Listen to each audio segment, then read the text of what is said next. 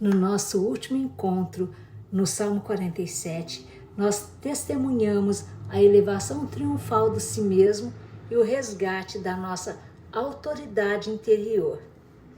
Agora, ao adentrarmos o Salmo 48, a psique humana realiza uma conquista ainda mais sólida.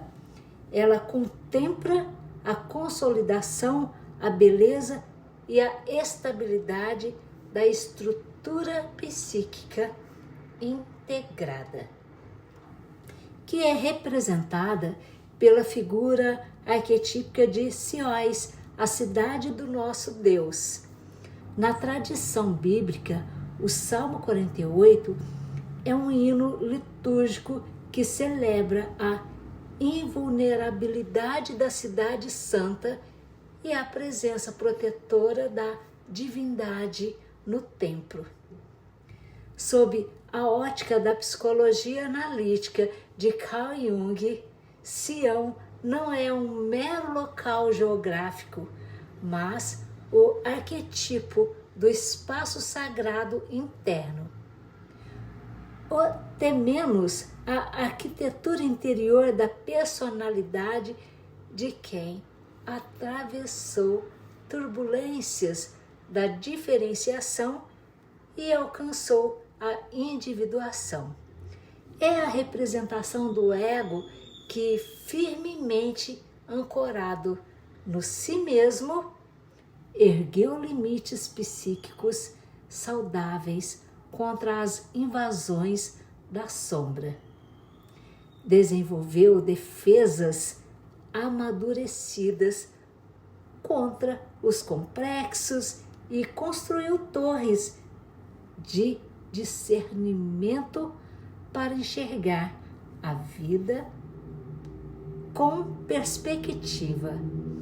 Para o homem e a mulher contemporâneos, tantas vezes fragmentados pelo estresse, pela ansiedade e pelas cobranças externas, o Salmo 48 surge como a planta baixa para a reconstrução do santuário da alma.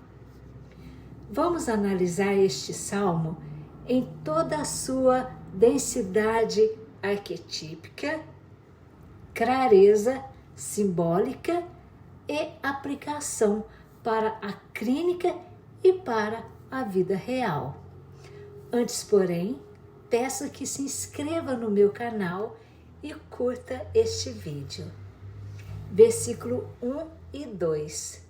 Grande é o Senhor, é muito digno de louvor na cidade do nosso Deus, no seu Monte Santo. Formoso de sítio e a alegria de toda a terra é o Monte Sião, aos lados do norte, a cidade do grande Pai, do grande Rei. O Salmo inicia situando a manifestação da consciência divina em dois símbolos espaciais complementares: o monte e a cidade. O monte é um dos arquétipos mais universais da elevação da consciência e do eixo do mundo. Axis Mundi, o ponto de encontro onde o seu, o inconsciente espiritual e transpessoal, e a terra, a realidade concreta do ego, se fundem. A expressão aos lados do norte carrega um valor simbólico crucial. Na cosmologia antiga, o norte representava o polo fixo, a estrela polar em torno da qual todo o firmamento gira. O eixo inamovível do cosmos. Dizer que Sião se localiza ao norte significa que o si mesmo é a verdadeira bússola interna, a referência fixa que não oscila diante das modas, das pressões sociais ou das tempestades emocionais.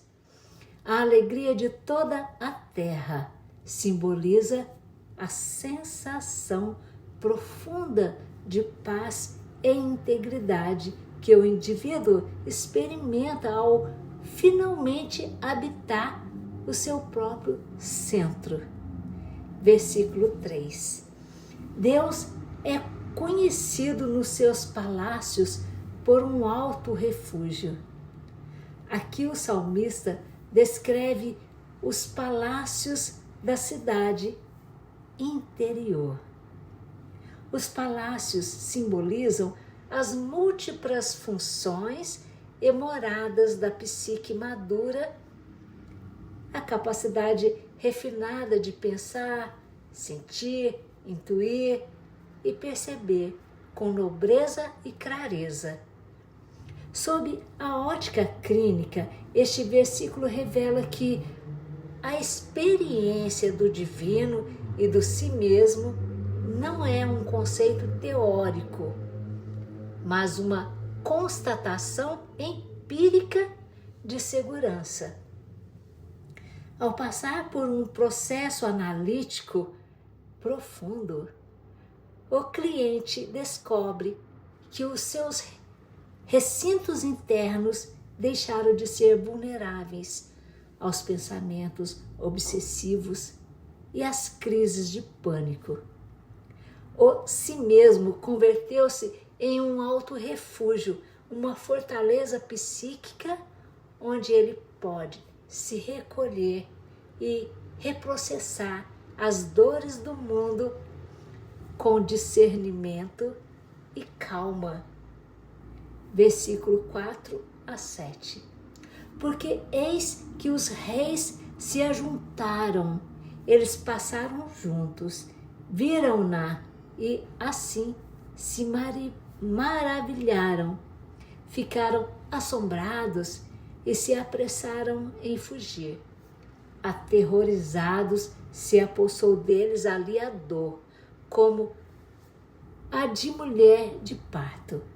Tu quebras os navios de Tarsis com um vento oriental.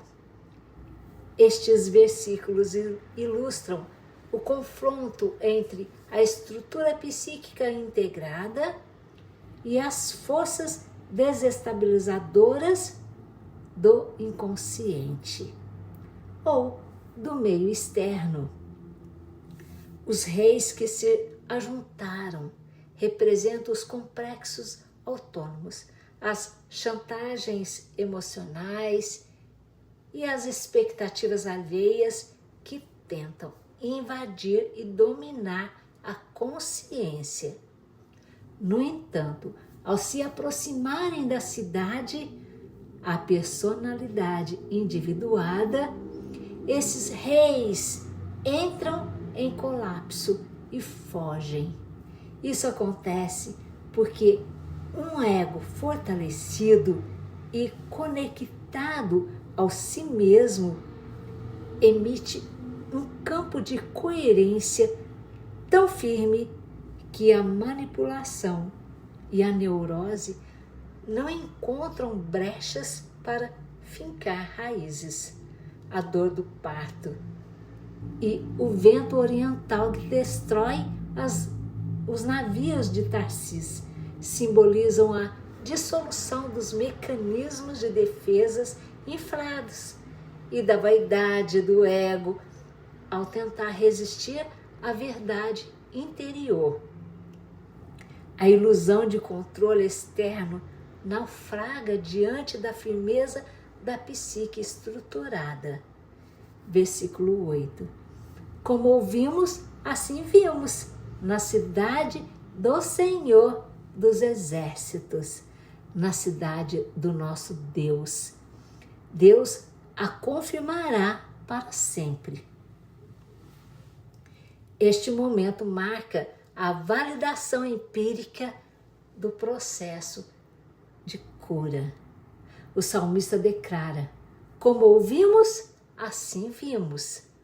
Na jornada terapêutica, existe um abismo entre o cliente que apenas ouve conceitos intelectuais sobre autorrespeito e equilíbrio, e aquele que vê e vivencia essa transformação no cotidiano. Ouvir pertence ao campo do intelecto, ver pertence à integração do símbolo no corpo e na alma. Quando o indivíduo atravessa o confronto com a sombra e reconstrói suas bases, a promessa de cura deixa de ser uma teoria e passa a ser a sua verdade vivida. É a confirmação de que a nova estrutura psíquica não é um disfarce passageiro, mas uma conquista que o si mesmo consolida em definitivo. Versículo 9 e 10. Lembramo-nos, ó Deus, da tua benignidade, no meio do teu templo, segundo o teu nome. Ó Deus, assim é o teu louvor até aos fins da terra. A tua destra está cheia de justiça. A atenção do salmo volta-se para o interior do templo, o santuário da alma. Lembrar-se da benignidade divina no centro do templo representa a atitude de gratidão, autorreflexão e recolhimento consciente. A destra cheia de justiça alude à função ética da consciência individuada. O indivíduo maduro não age por impulsividade reativa, nem por moralismos rígidos impostos de fora, mas por uma ética interior legítima. Há coerência entre pensamento, sentimento e atitude.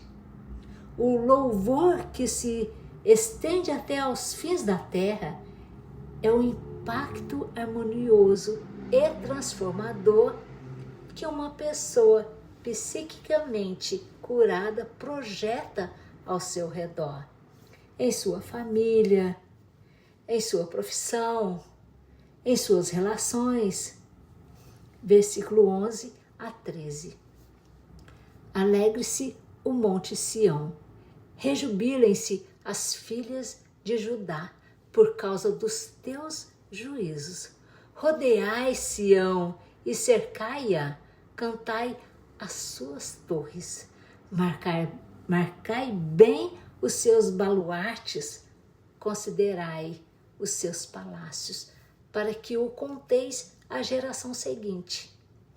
Nestes versículos surge um convite à inspeção e ao reconhecimento do caminho percorrido.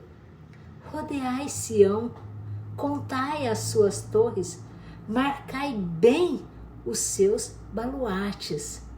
Na análise junguiana, esta etapa simboliza o momento em que o indivíduo aprende a mapear seus próprios recursos e a estabelecer seus limites operacionais.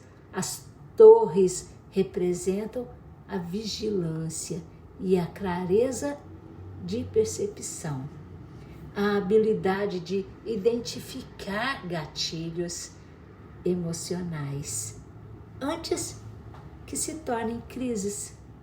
Os baluartes e as muralhas são os limites saudáveis. A capacidade de dizer não, sem culpa, e proteger a própria saúde mental. Mapear e honrar essas estruturas é o ato supremo de autocuidado. E o propósito final é geracional, para que o conteis à geração seguinte. Estancar a repetição de dores familiares e legar um modelo de maturidade e equilíbrio aos filhos e descendentes. Versículo 14. Porque este Deus é o nosso Deus para sempre. Ele será nosso guia até a morte. O Salmo encerra com a entrega confiante, a condução do guia interior. O si mesmo não é uma conquista temporária, mas uma presença permanente que assume a direção da vida até a conclusão do nosso ciclo. Reconhecer que existe um guia até a morte desonera o ego da obrigação ilusória de controlar todos os acontecimentos ou prever o futuro. O indivíduo que integra essa verdade caminha com firmeza e serenidade, sabendo que independentemente das oscilações da vida, o seu centro interno permanece inabalável. A sua estrutura é sólida e a sua bússola jamais falhará. Sou Cássia Junqueira e faço atendimentos online e presencial. Hoje eu quero que você escreva apenas uma palavrinha pequena, bem rapidinho. Você escreve? Escreva então fortaleza. Isso mesmo, fortaleza.